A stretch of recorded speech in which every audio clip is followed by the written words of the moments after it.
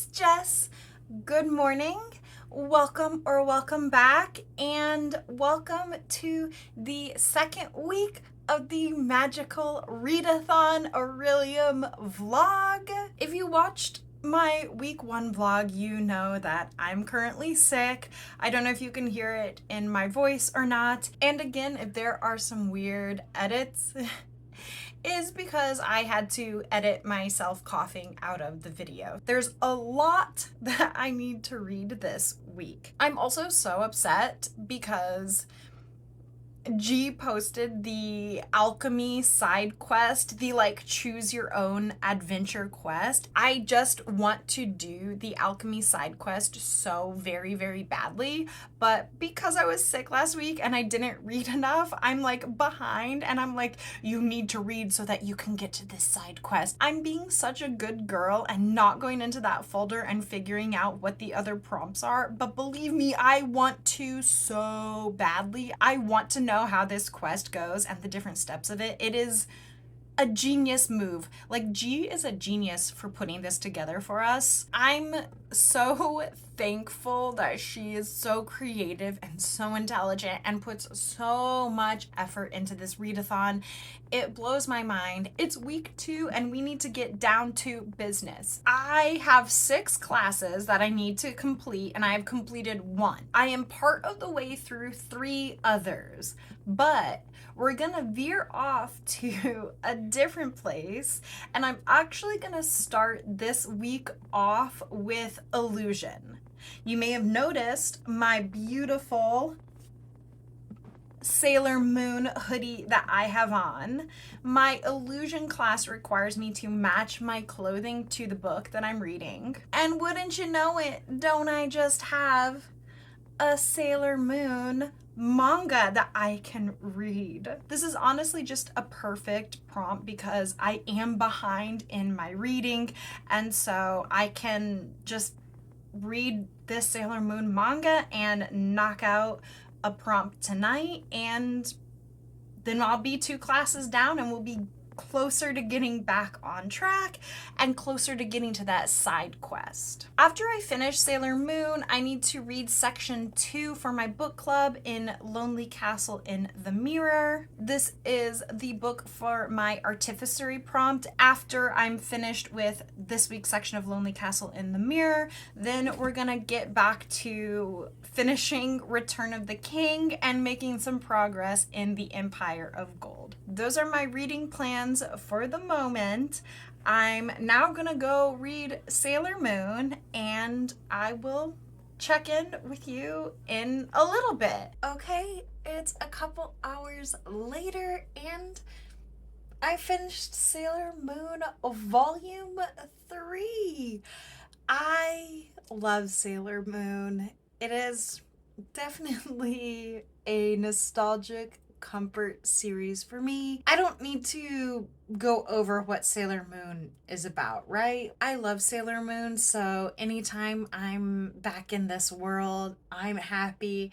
There's a chance that I'm gonna go now put the anime on and fall asleep watching it. I think overall I'm gonna rate this volume 4 stars. These Eternal editions are beautiful, and I do love the art style so much. I definitely took my time going through and reading this and just appreciating the art as I was going through, but I will say that in these volumes, a lot of the extra, I guess you would say, content has been cut out of this. I really do miss the extra slice of life that you get in the anime.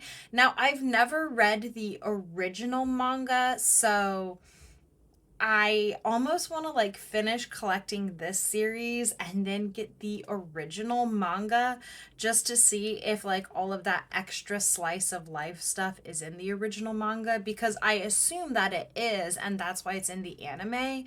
But that's one of the things that I really do love about Sailor Moon. I love all of the slice of life. I love them going to the arcade and playing games and talking to their friends at school, and just all of the extra things that make Sailor Moon so special. If you've read the original manga, let me know, because honestly, I'm not above collecting all of these like gorgeous collector's editions and then also getting however many volumes of the original manga there is as well. I'm also rating it 4, not 5 stars, because this volume has that part of the story that has like the weird jealousy moments between Usagi and Chibiusa, and I hate that whole scenario. Like, I hate it.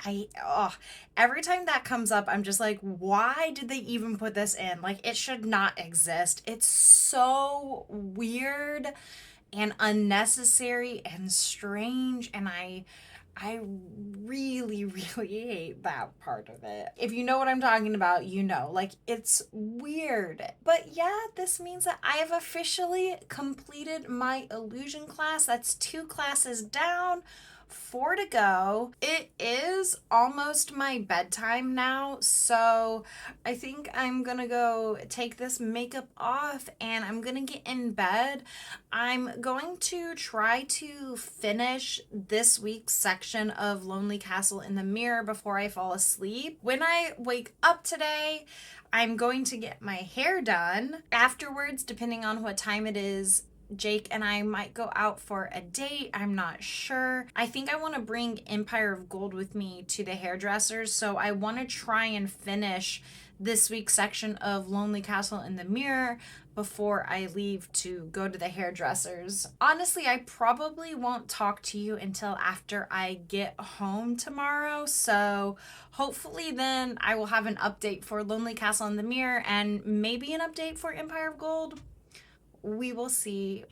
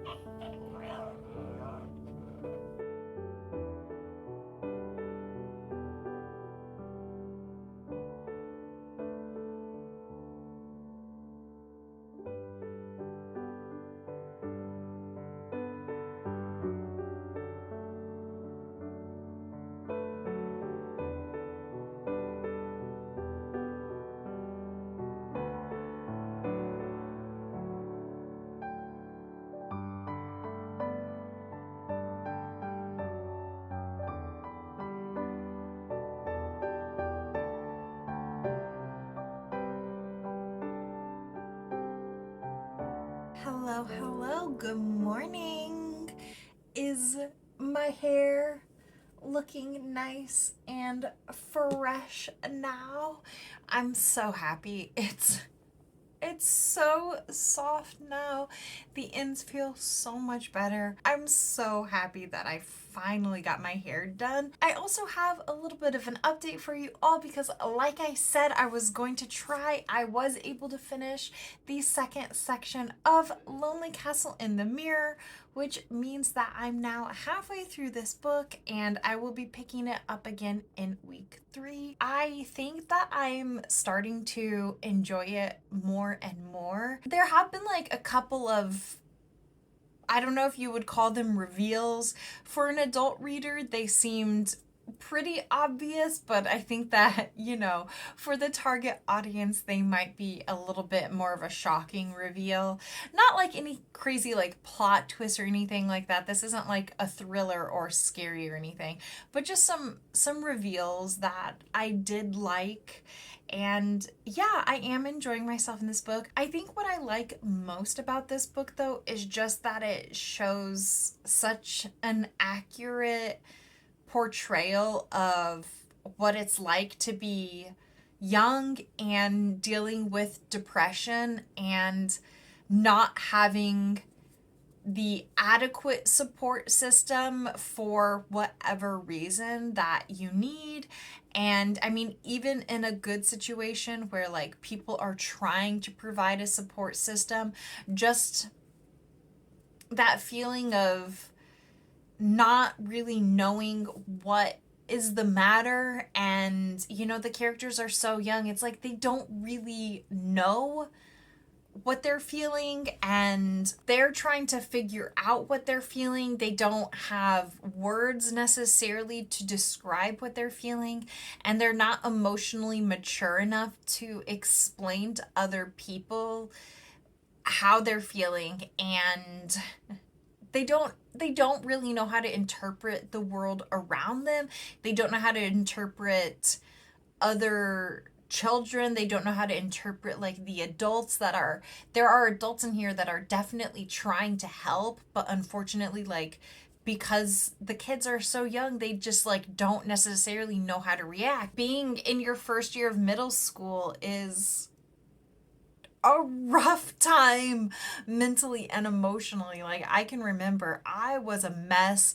Like, there's so many things changing in you and like in your head and also like around you environmentally. I think this book does a perfect job of showing at least one facet of what it's like to be that age and also be dealing with some pretty severe mental health problems, and how at least one person can react to that situation.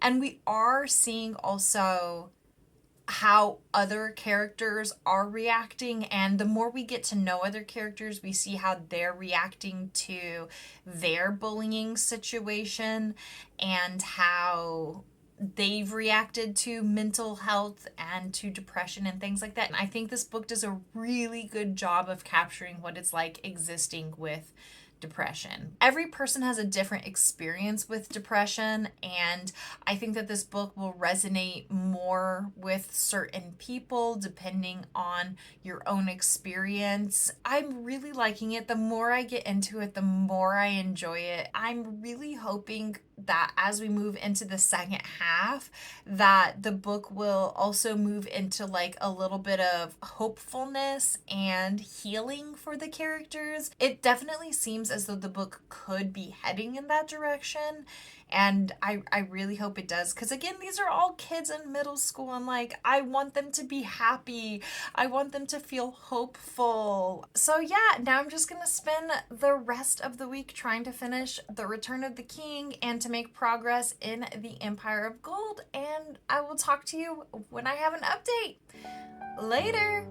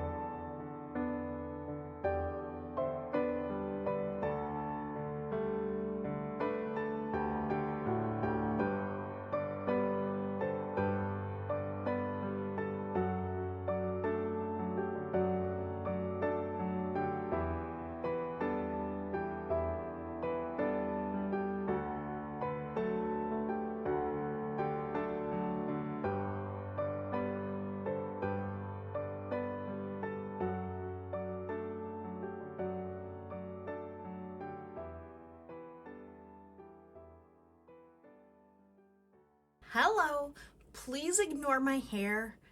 I just took a shower. It is a mess. But I finished The Return of the King. I have now officially finished The Lord of the Rings for the very first time. I love this. I am just so ecstatic with how in love I am with this series, and I'm giving this 5 stars.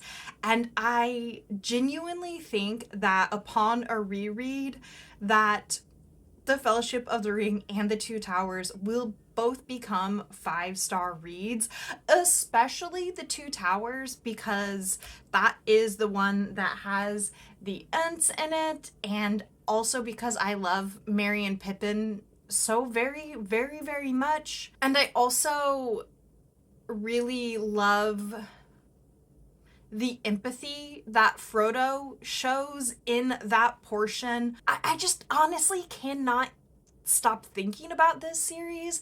I know I'm gushing about it. I know it's not very coherent, and I'm very sorry about that. I just can't get over what an absolute masterpiece this series is, because like it really truly is. I want to make it very clear, I don't think this book is perfect. I do not think that the series is perfect, especially by today's standards, but that doesn't change the fact that it is truly an epic masterpiece. I do truly think that even though this series is not perfect, and we'll get to that this is a timeless classic. I think fantasy readers are going to be reading this to infinity and beyond. This is an absolutely timeless classic masterpiece. The way Tolkien talks about depression in this book, and just ultimately the feeling of despair. And I think that is probably the overwhelming feeling within this particular volume. Obviously, depression plays into that, and PTSD also plays into that, especially when you're talking about specific characters. But overall, thematically with the book, the overwhelming emotion in this is despair, and it's also oddly coupled with empathy. Obviously, there's also messages of hope within this. I think like the hope and just the determination and the fortitude that the characters have in here to persevere and push through is really quite beautiful to read. But I don't think I've ever encountered a book that just so accurately describes like the feeling of dread and despair on like a cataclysmic, overwhelming level. I have never encountered it in a book before. I think honestly the closest storyline that I have ever come to the same feelings that I felt in this book is Horizon Zero Dawn, which is a video game. I highly recommend. It's one of my favorite video games of all time, and the story is outstanding in it. And honestly, Tolkien like hits you in the heart. He is so good at writing human emotion, and it's not that he's flowery. This book is dense, like it's very much a classic and a product of its time, and you can tell that in the writing. So I don't think Tolkien necessarily uses purple prose, but he's so good at writing emotion and how small we feel within the overwhelming human existence, and how easy it is to be overwhelmed by the scale of the world and how much evil is in the world, and how that is honestly terrifying. This is me having like an actual existential crisis over The Lord of the Rings, but this book made me feel so connected to like my humanity and like the world around me and the human condition.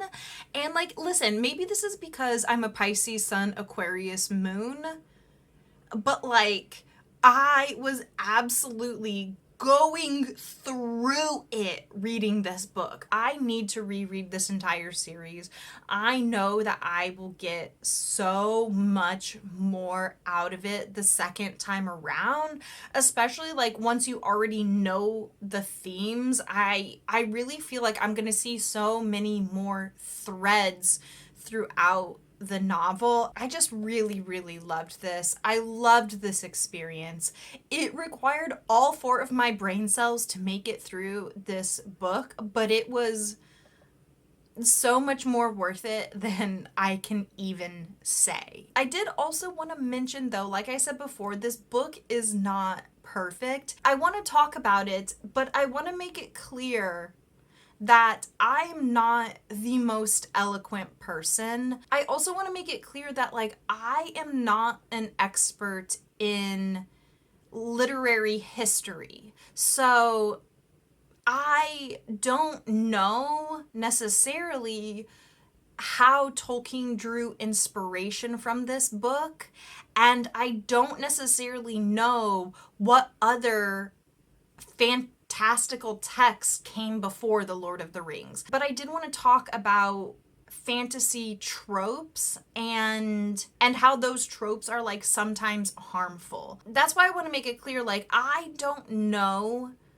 Tolkien's life. I don't know anything about the man. From what I have gleaned just as like a human existing on the internet, he is pretty widely regarded as like a stand-up good dude and was generally considered progressive for his time. I mean, he has multiple instances of like women warriors in his novels. You know, I know people hate the like I am no man line, but you know what? Fucking iconic, and I will stand behind that. Like, I don't care if you think that that's like a cheap cop-out. You need to manage your expectations about that because we're talking about the same man who wrote Speak, Friend, and Enter. So I am no man, iconic, beautiful, outstanding queen shit, okay? So, like, from what I've gleaned on the internet, Tolkien was, like, pretty progressive for his time period. I don't know, like, the origins of, like, the first elves and dwarves and orcs and mages and hobbits. What I do know is that The Lord of the Rings is such a foundational text now in fantasy that for the average person, when you ask them to picture a dwarf or an elf or a halfling hobbit, they will picture the Lord of the Rings version. And that's why I think it's important to have this conversation, because I don't necessarily know where Tolkien came up with these ideas. Like, I don't know, maybe he was the first, maybe he was inspired by something else. And I also know that it was inspired thematically by his time in war. But I wanted to mention the fact that, to my knowledge, and again, it's been already years since I read the first book and a year since I read the second book, so I don't remember every single detail in the entire trilogy. I don't. But to my knowledge, the only characters of color in this series are villains. And I understand that, like, in the grand scheme of the world, that is not true. Like, I understand that, like, in, like, the Silmarillion and all of that stuff, that, like, whatever. I wanted to talk about that and how he describes orcs and also the men who came, I think, from the east, which,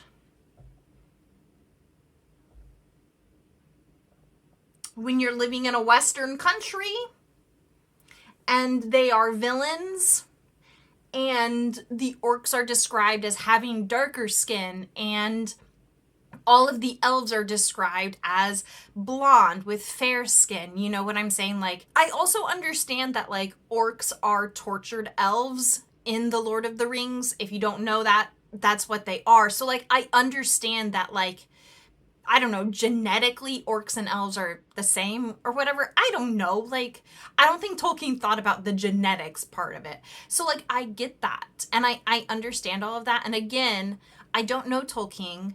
And I'm not trying to say, like, Tolkien was racist.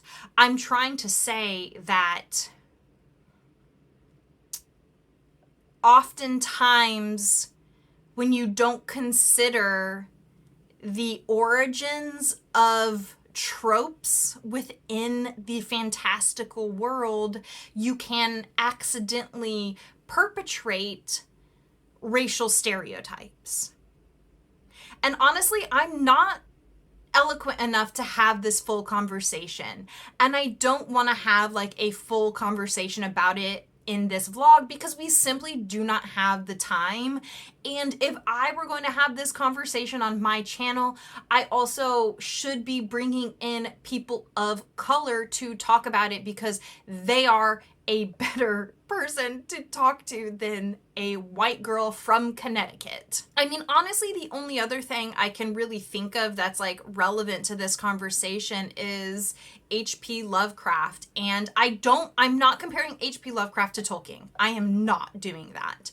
But H.P. Lovecraft was a notorious racist. Like, the dude sucked hard. And he was so prolific and so foundational within the horror genre that like things are literally called Lovecraftian horror. Like he has his own brand of horror that is so built into like the horror genre that when you are borrowing tropes from Lovecraft, like you have to like intentionally look at like what is the source material of this and do I need to change this so that I'm not perpetrating more racial stereotypes because H.P. Lovecraft, massive racist, the dude sucked. And I want to make it very clear, he sucks hard. Okay, honestly, after reading The Hobbit and The Lord of the Rings, I really genuinely don't think Tolkien was necessarily like a overtly racist person, but I do think that we all carry internal biases that we constantly need to be checking, especially if you're white. I did just want to call attention to the fact that to my memory, all of the darker skinned characters in The Lord of the Rings are villains. Tolkien did also, like, he grew up in a different time.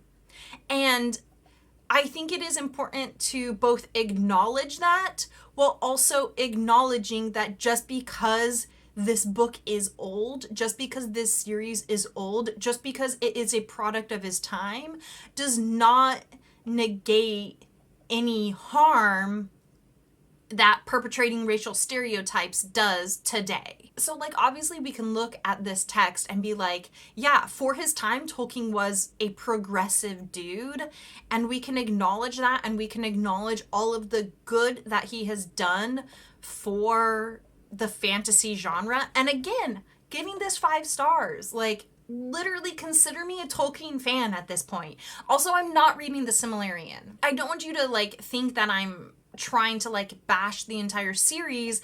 I just want to call attention to it. I just think that like when you're reading classics, you need to be aware of these things. I'm rambling at this point. That's just what I wanted to say. I still loved this series. I cannot wait to reread it in a few years. Maybe I will have gained a 5th brain cell by then. There you go, though. Those are all of my thoughts on The Return of the King. I cannot get over how much this book gave me a mild existential crisis. Like, really and truly, I journaled about how I was having an existential crisis. It's fine. You know, just facing my mortality. It's cool. That brings us to the end of this vlog. That is the end of week 2.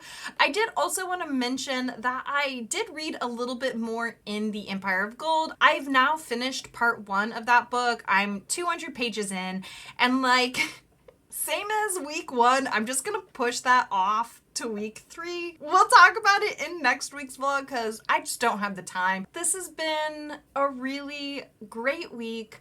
I finished 2 books this week. I read another chunk in Lonely Castle in the Mirror. That means that I've officially finished half of my classes for the magical Readathon. I still haven't started that goddamn side quest. I want to start that alchemy side quest so badly. Maybe next week. Thank you for being here for this vlog. Thank you so much for spending time with me today. I really hope you enjoyed yourself. If you did, consider subscribing. I hope you stay safe. I hope you stay hydrated, and I will see you in my next video. Goodbye.